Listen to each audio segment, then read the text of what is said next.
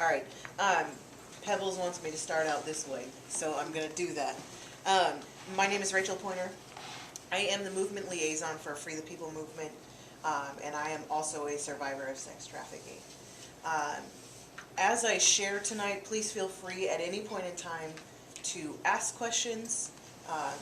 We want this really to be a dialogue, fairly laid back, casual, relax as much as you can with the topic at hand.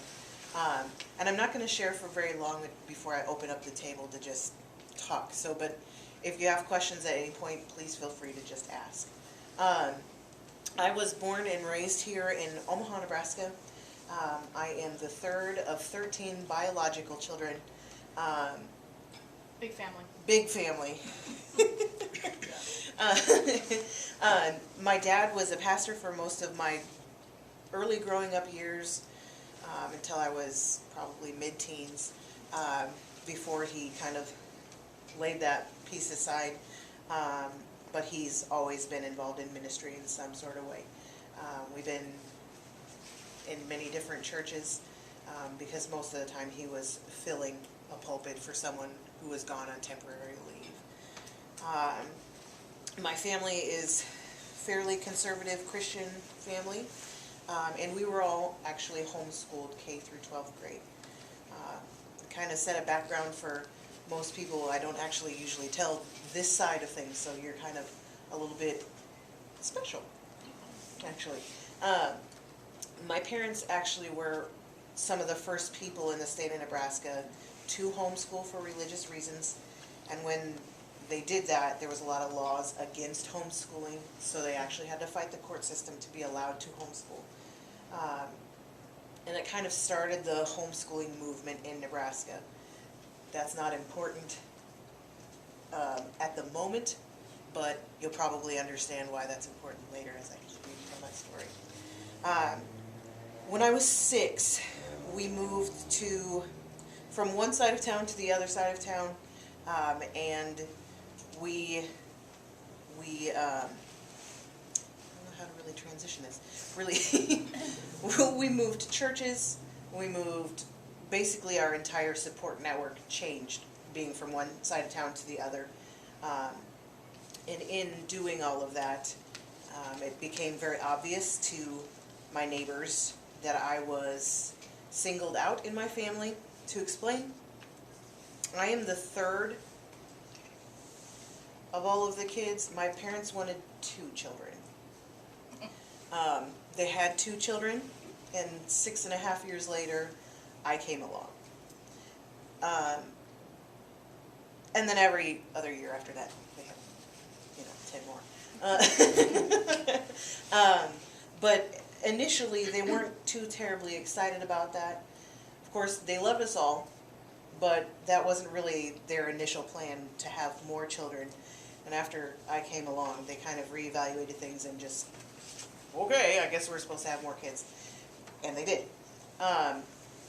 But being part of a family that size and being in the position I was as the youngest of the first family and the oldest of the second family, that put me in a very weird position, to be really honest. And our neighbors kind of picked up on that vulnerability, and when we'd been there 5 or 6 months or so, one of my neighbors came, took me out of the house in the middle of the night, and sold me next door to the highest bidder. And that's how it all started. From that point, I was sold across the city several nights out of the week, and then I would be returned home, where I was homeschooled. We would be at church every time the doors opened. So I was very confused, very, very confused little girl. I didn't really understand how God could let that happen, and I thought that God must have something against me, because my parents didn't want me at first, and now he was letting all of these things happen. And growing up in the church, I had a pretty decent understanding of God, and that there was a God. You know, all of these things I believed to be true, but I didn't understand the personal connection with God, and I didn't understand really how all of that was supposed to work together. And so time went by. I became a very bitter person, but really nobody noticed. Nobody really even saw that there was a difference in me. As nothing really visible.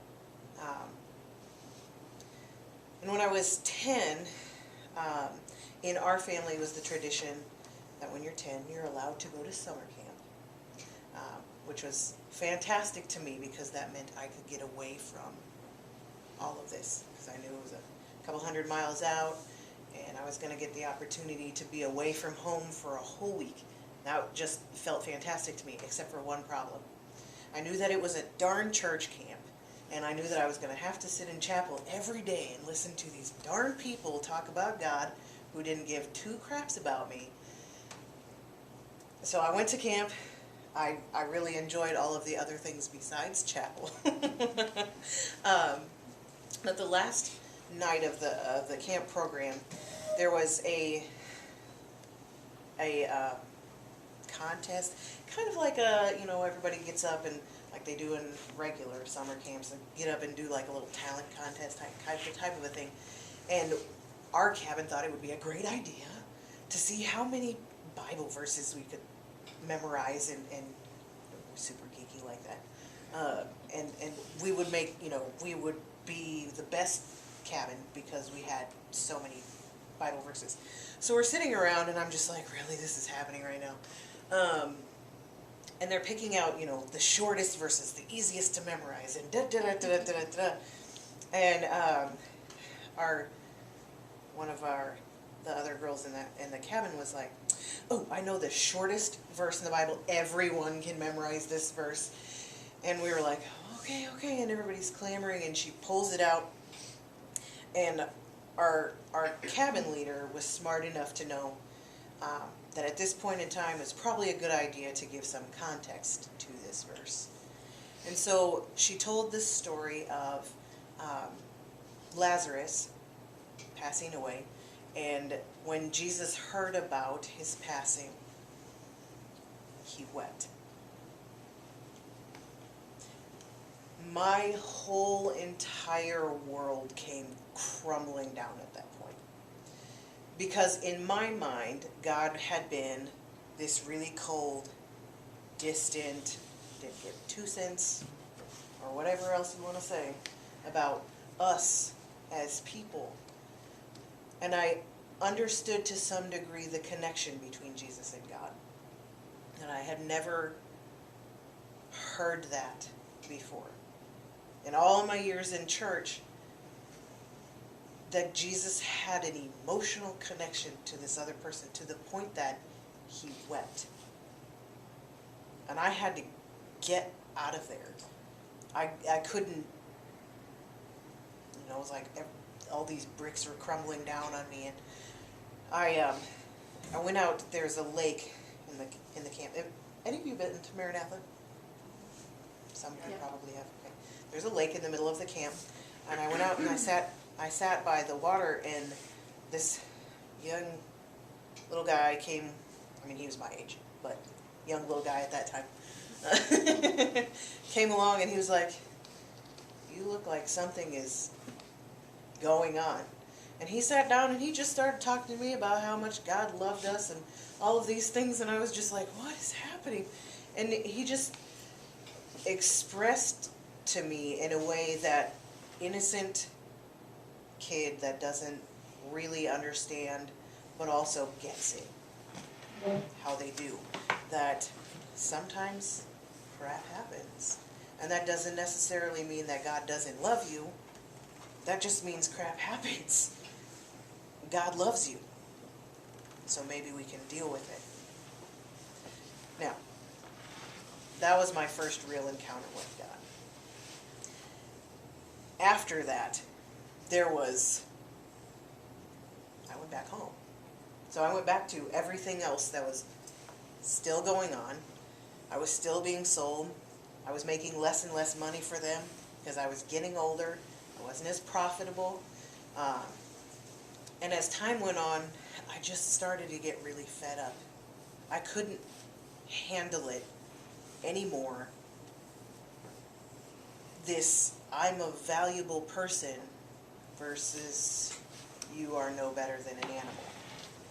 I could not deal with it anymore, and so I finally gave them an ultimatum that either they needed to make good on the threats that they had been making towards me or my family and take us out of the picture, take me out of the picture, or they were going to have to stop because I could not deal with it anymore.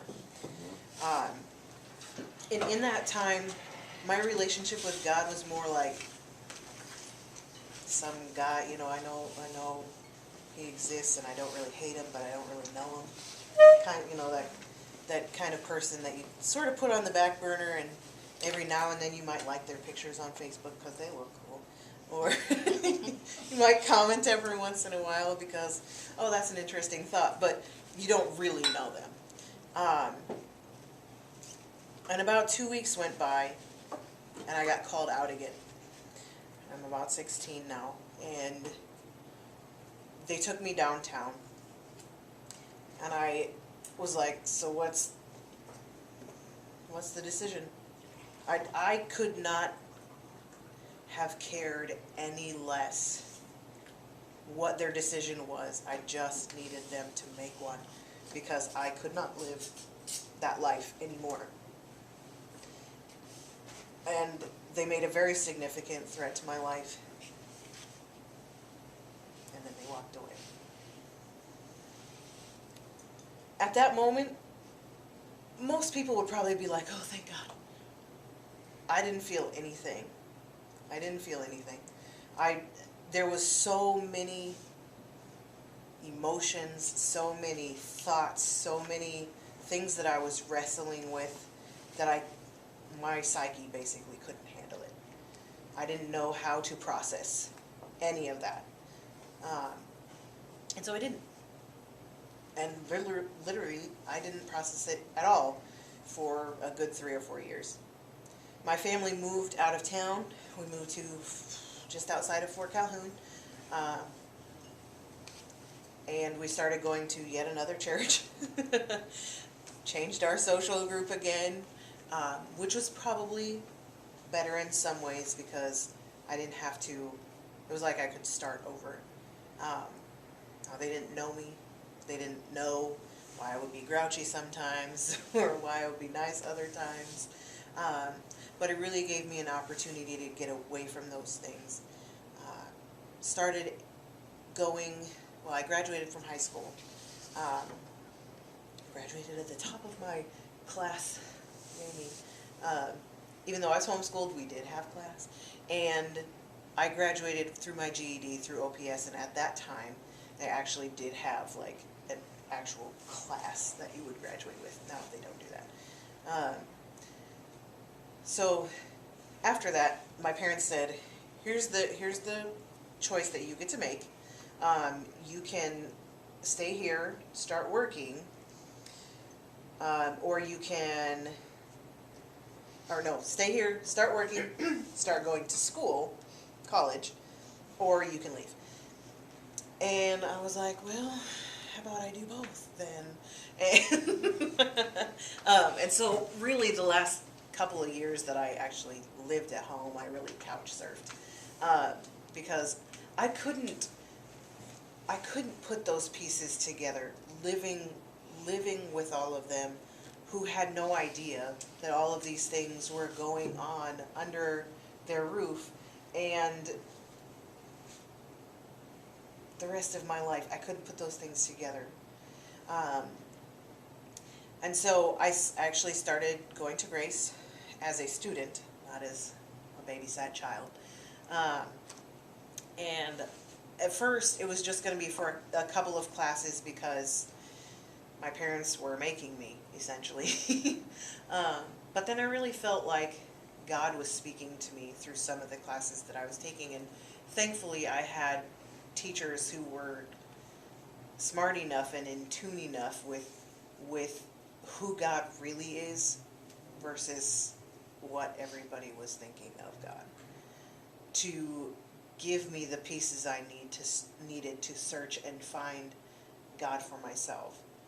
And I think that was really honestly very, very key in bringing me to a peace with myself so that I could start processing what had happened to me.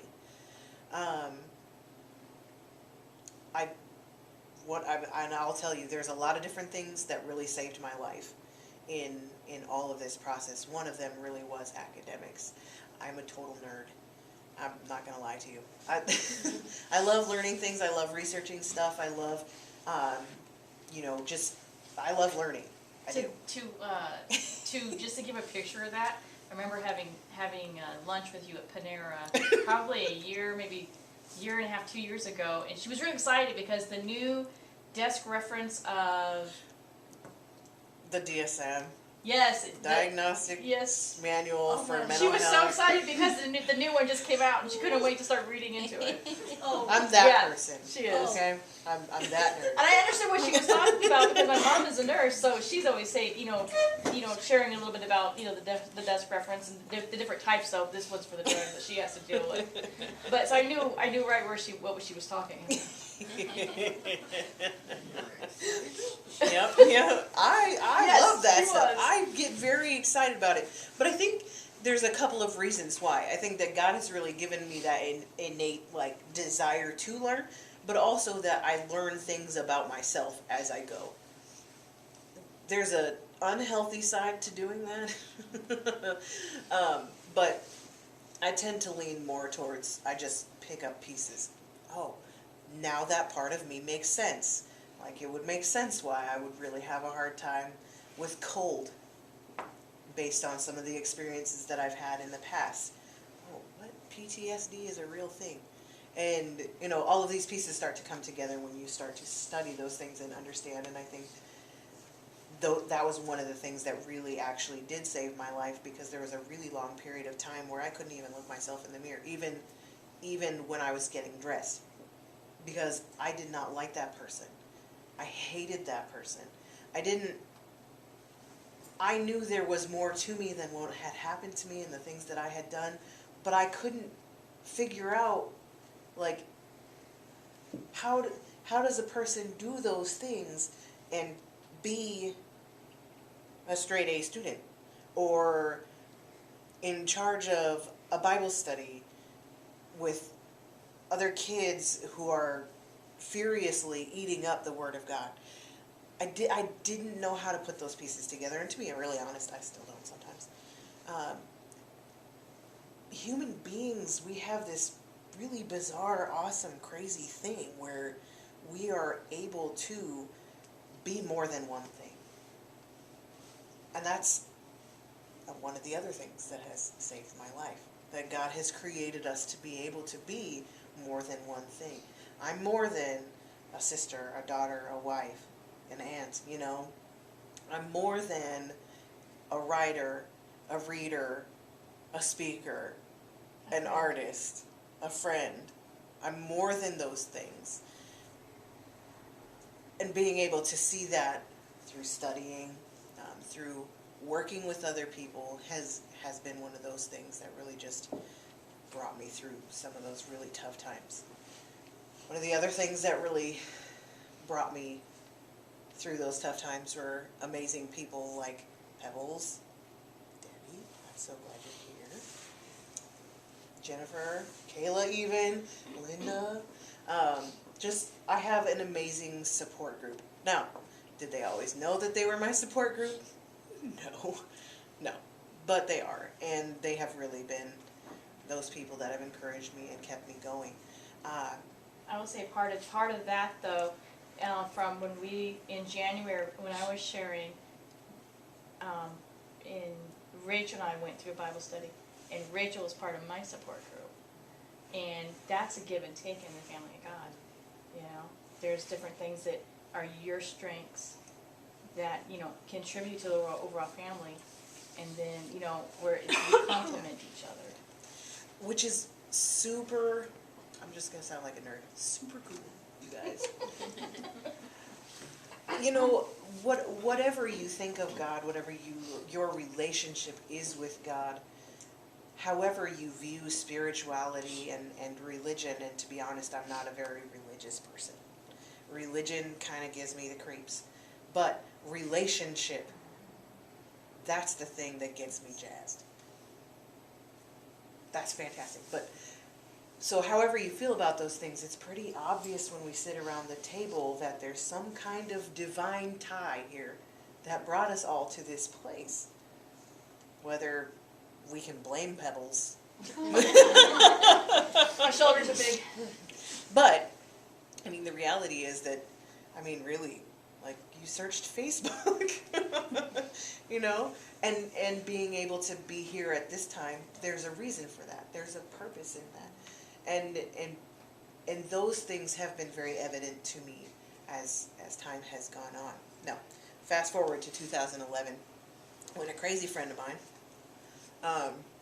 whose name is Rachel, she's not here with us, she was like, I'm really interested in getting more involved in politics.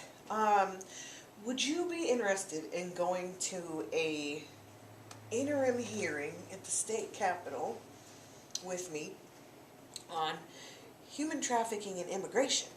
And I was like, what? At this point, did she know your story? No, she didn't. She didn't. Interesting. Right.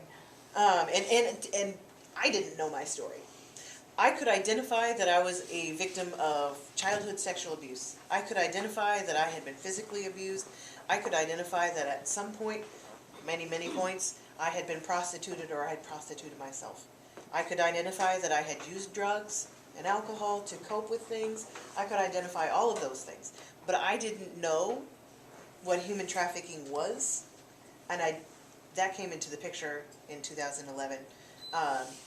I didn't know that I had been seeing it for years with other people that I've been working with. So we went to this hearing because I was like, why not? I mean, I'm a total nerd. It's something to do. And she seemed excited about it, so I was like, why not? So we went out there and heard this fiery little redheaded senator talk about how they had done a study over the summer of the interim between the spring legislative session and the fall legislative session about the relevance and prevalence of human trafficking in the state of Nebraska. And she talked about this study. And I was just like, oh, all these pieces are starting to come together. This is kind of creepy for me. And as we were driving back, Rachel and I were sitting in the car just like overwhelmed by the outcry that there was not enough data to prove that this was actually happening in Nebraska, that nobody knew who was doing anything about it, and no one knew what to do next. It was absolutely incredible to just sit there and watch all these people that you would imagine would come to the table with a solid plan. Lawyers, you know, all of these people would come to the table with a solid plan, get up there and say, we don't know what to do now. Just over and over and over again. Like, we think we have issues, but we don't know what they are, and we don't know what to do about them. So we got a hold of Senator Amanda McGill, who happened to be the fiery little redhead. And after, well, I let Rachel do that because she's actually a librarian at a law firm. So she was my person who did that. Got a hold of her, and after probably about a month or so, we got together a couple of other people. I think you were part of that group initially. And you, and Dawn, and, well, no, Dawn didn't come into the picture until later, but, and then Stephanie, I think. Yes, Stephanie did too. Got together some people, and we just started talking about all these things.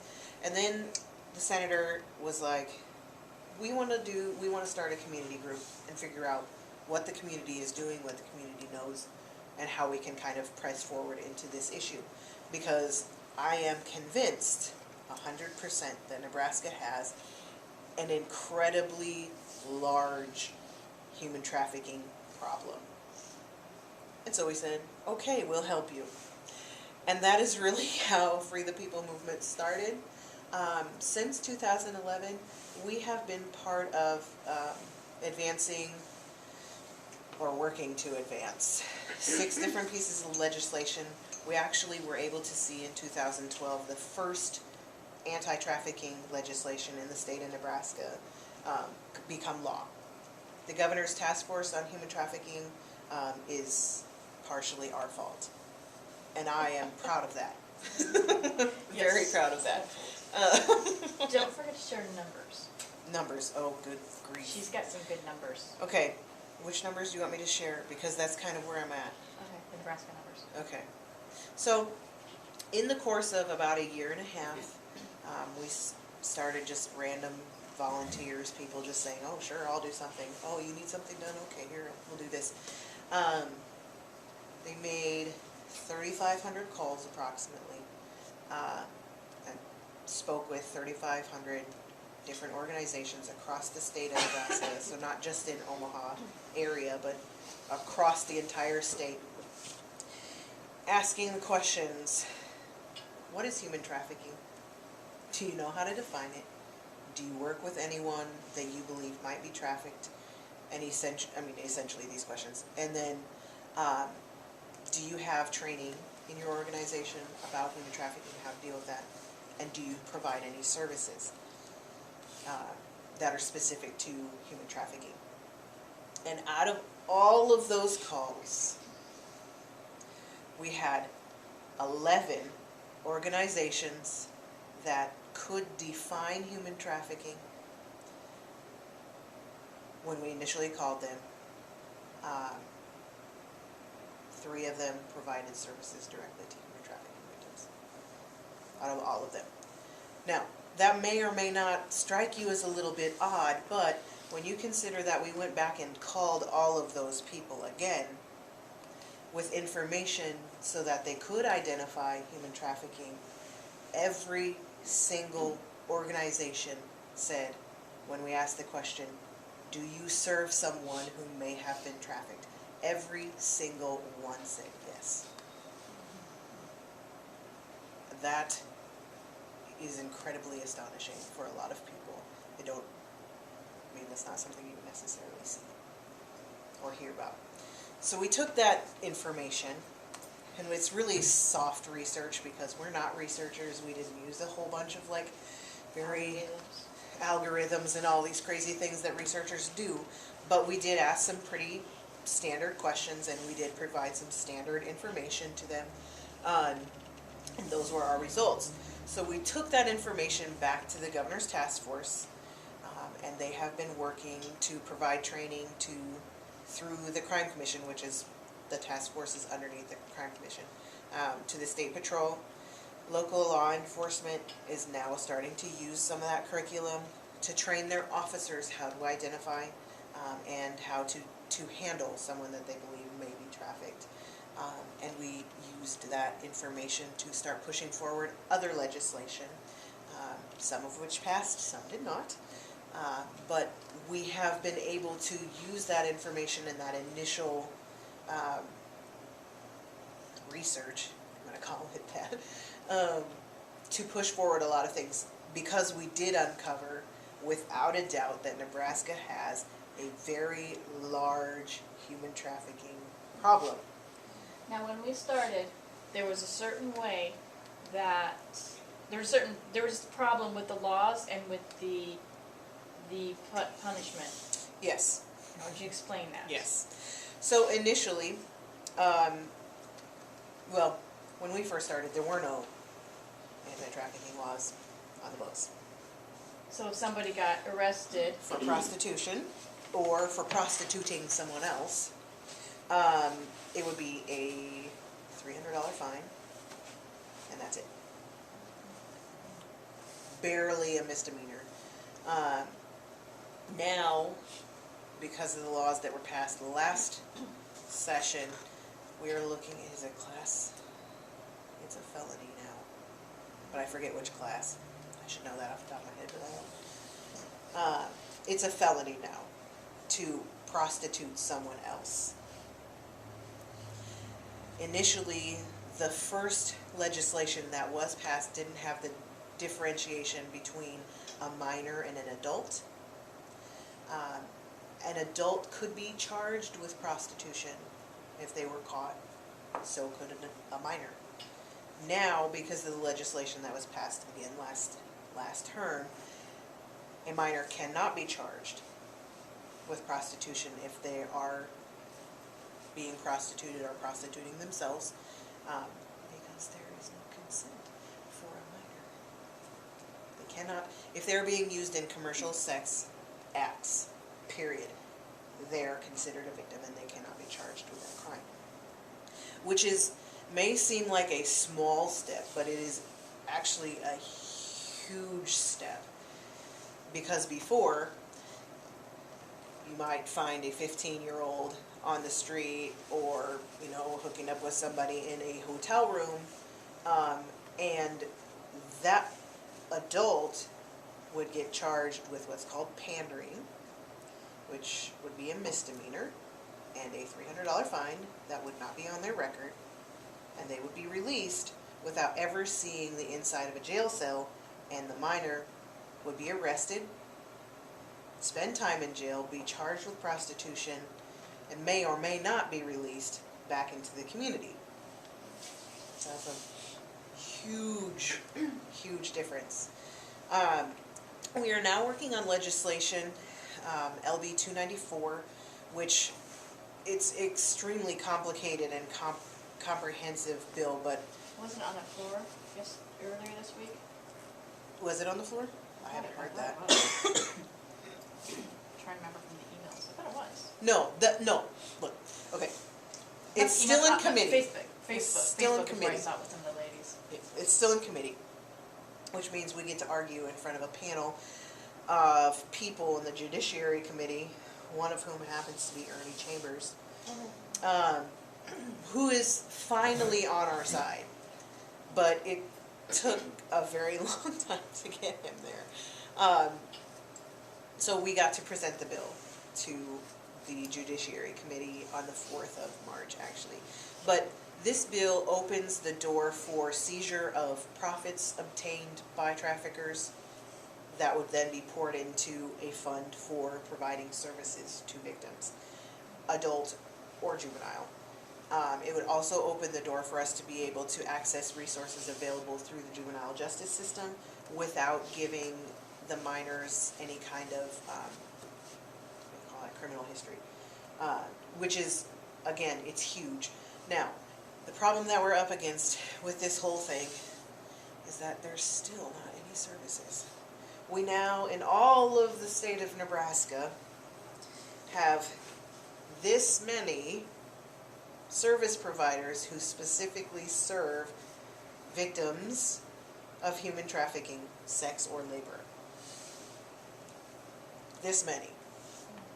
Do you know how many organizations have served over 20 human trafficking victims last year? Anybody take a guess? I don't even know that number. 93. In Nebraska? Mm-hmm. 93 organizations last year provided at least 20 victims of human trafficking services without being specifically for human trafficking victims, which is an incredibly crazy number. That's a lot of people, and they're not the same people. They only know that for like specific medical reasons, but they're not the same people, so that's a lot of people, you guys. One of the things that has really helped me move forward into this understanding that this is actually part of my history too, is being part of this. I get to go around the state of Nebraska and talk to people about what human trafficking is, why it's a problem, because believe it or not, there are people who don't think it is. It shouldn't be an issue. For an example, right now, in the slave trade industry, is worse right now than at any other point in history. It's worse right now. The estimations are that at this point in history, we have more people in slavery than at any point in history combined. 20 Worldwide? International Labor Organization estimates there are 20.9 million victims of human trafficking worldwide. 5.5 million of those are children. 14.2 of those are victims of labor exploitation. And that comes from the Polaris Project. Which is national research. National research. Center. Yes. And Speaking of them, it's a it's big problem. a huge, huge problem. The Polaris Project is funded by the United States government to research and provide information to anybody who calls them on human trafficking globally. They do focus primarily on the United States, and that's kind of, we're very egocentric. I don't know. We're America. But up until about 5 years ago, they had never gotten a call from Nebraska on the national line. And it's a hotline, so it's available to anybody, and if you check out our information over there, it's listed over there. But they'd never gotten a call from Nebraska. Part of that was because, one, we don't have a problem here, and two, people just aren't aware of what human trafficking actually is. So one of the things that we discovered this last year was that now all of a sudden Polaris is getting all these calls from Nebraska, which is fantastic, except that they've gotten like 14,000 from Nebraska last year, which is an insane number of calls. Now, some of them are, can you imagine, like picking up 14,000 phone calls? That's insane. Or People calling in tips, and that's primarily what they're for, is like a tip line, so you can call and say, you know, I'm here in downtown Omaha and I see XYZ, blah, blah, blah. I'm not really sure what it is, and so then they forward that on to law enforcement. Actually, the FBI Child Exploitation Task Force is located in Omaha, and they serve the Iowa and Nebraska side. But then, of course, they're national, and some of you may have heard some of the things that they've done in the last year or two with the 150. Last year they did a sting with 150 pimps were arrested. 3 of them were in Omaha. Isn't that towards the end of the year? Yeah, it was towards the end of the year. But they also do stings like all the time. They just They did did one some the other during day the College here World this year Series. in Omaha. Berkshire Hathaway. Anytime there's a large Anytime there's a gathering large of people. gathering of people. But they're working year round. It's not just a large gathering of people problem, like this is a all year kind of thing. It's just a lot of times you get more tips when there's people around. But 14,000 tips called into them. At least 3,000 of those they were able to determine were viable calls, meaning that there was an actual victim involved. That's crazy. That's crazy.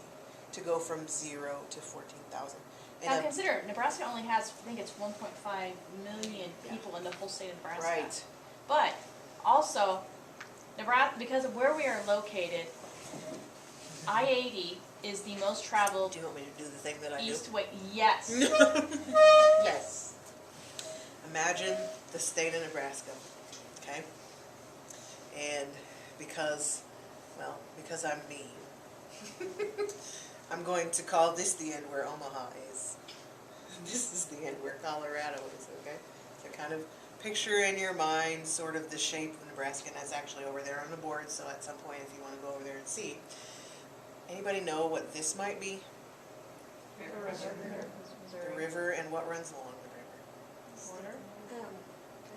There's an interstate, I-29. Yes. Okay. Anybody know what this might be? Yes, ma'am. Now, we don't have an international airport. This works in our favor and it works against us at the same time, because we are within 2 hours of an international airport. we have all these other little interstates that run through our states. But the fastest way to travel across the United States would be if you're going to drive, which is the easiest way to move a human being who may not be moving by their own volition, to drive them. Think about the container trucks that you see, the tractor truck, tractor trailer semis that you see. And Or think about one of them possibly having people in numerous it. people in it that are they're being transported to their next location against their will. And looking like judging a book from its cover, and just looking at that tractor trailer, You wouldn't think anything you don't about think it. there's anything inside that. Just product, not human product. There's a lot of studies about the number of people that are trafficked along I-80. We're in a unique position. I bring up the international airport thing for a reason. Because Nebraska, and specifically the Omaha area, has a really long history of being involved in trafficking drugs and guns. Now, what's wonderful about a human being is that you can use them over and over and over and over again, as opposed to guns or drugs, where you can really only sell them off once. So if we have a pipeline that goes something like this, with access fairly closely to us of international proportions, do you really think that they're not going to use that pipeline? They absolutely are. Globally, human trafficking is the second largest criminal industry in the world, pulling in approximately, some odd billions of dollars every year. We're in the billions. I forget how many. I worry about the people, not the money. 100. In 2014, International Labor Organization estimated that forced labor generates 150 billion in profits a year worldwide. Billion with the B. Billions of dollars. Billions of dollars. When we first started this organization, we had a governor in the state of Nebraska who looked the FBI, well-known trafficking victims, and researchers, global researchers, in the face and said, we do not have human trafficking in the state of Nebraska, in spite of all of the evidence to the contrary. And he stood by that. There was many times when we were trying to pass legislation that the legislation would get through our legislature and would sit on his desk for weeks before he would decide whether or not he was going to sign. And a lot of times he didn't. So we would have to go back, the whole process again, and go back to his desk. But to stare people in the face in spite of concrete evidence that this is happening, that it's happened to them, and say, we do not have a problem. We do not have human trafficking in the state of Nebraska. It's pretty bold. Super, super bold. So needless to say, none of us were super sad when he left office. Now we have to deal with a whole nother set of issues, but at least we have a governor at this point in time who does believe that it is an issue, and is actually working with us to move some of those pieces forward. So we're very excited about that piece. We're looking forward to really what's going to happen next, and working hard on the legislation. Like I said, that was 2 weeks ago, 3 weeks ago, 2 weeks ago, the 4th, whenever that was. That's when we first argued it. I'm sure that we'll have to argue it again before it moves out of committee. One of the things that you can do if you're looking for something to do, because the best way to move out of something terrible is to do something about it. You can call your legislative representatives. If you don't live in the state of Nebraska, you can still call. The beautiful thing about Nebraska is that we do sit next to Iowa, and because we have the Child Exploitation Task Force setting here, but that serves both states, even if you don't reside in the state of Nebraska, if you want to call, you can, and they will listen because you live next door.